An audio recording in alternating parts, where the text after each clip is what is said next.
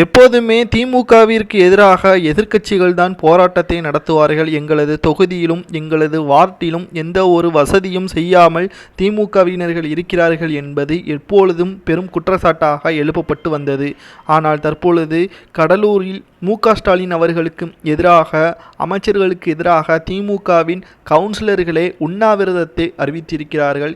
எங்களது தொகுதிகளில் கிட்டத்தட்ட 10 வார்டுகளில் எந்த ஒரு அடிப்படை வசதியும் திமுகவினர்கள் செய்யவில்லை என்றும், நாங்கள் வார்டு கவுன்சிலராக இருந்தும் எங்களால் எதுவும் செய்யவில்லை, மக்கள் தற்பொழுது கேள்விகளை எழுப்பி வருகிறார்கள் என்றும், தற்பொழுது திமுகவிற்கு எதிராக வருகின்ற 31ஆம் தேதி உண்ணாவிரதம் இருக்கப் போவதாகவும், அமைச்சர்கள் இதை கண்டுகொள்ளாமல் இருந்தால் நாங்கள் அடுத்த கட்டத்திற்கு ராஜினாமா செய்வோம் என்றும் தற்பொழுது அறிவிப்புகள் வெளியாகி இருக்கிறது.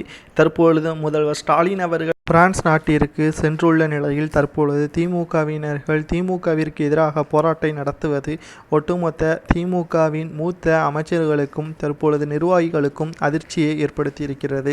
இதனால் நாடாளுமன்ற தேர்தலில் மிகப்பெரிய ஒரு தாக்கம் ஏற்படும் என்றும் கூறப்படுகிறது. ஒட்டுமொத்த திமுகவிற்கு எதிராக திமுகவின் கவுன்சிலர்கள் கடலூரில் வருகின்ற 31ஆம் தேதி உண்ணாவிரதம் ஏற்பாடுகள் செய்யப்பட்டுள்ளது. தற்பொழுது ஒட்டுமொத்த தமிழகத்திலும் மிகப்பெரிய ஒரு பரபரப்பை ஏற்படுத்தியிருக்கிறது. காரணம், திமுகவினர்களை திமுகவை பற்றி விமர்சனம் செய்வதோடு மட்டுமல்லாமல் எங்களது தொகுதிக்கும் எங்களது வார்டிற்கும் எந்த ஒரு நலத்திட்ட உதவிகளையும் பண ஒதுக்கீடு செய்யப்பட்டால் அமைச்சர்களே ஒட்டுமொத்த பணத்தையும் ஊழல் செய்வதாகவும் தற்பொழுது தகவல்கள் வெளியாகி இருக்கிறது.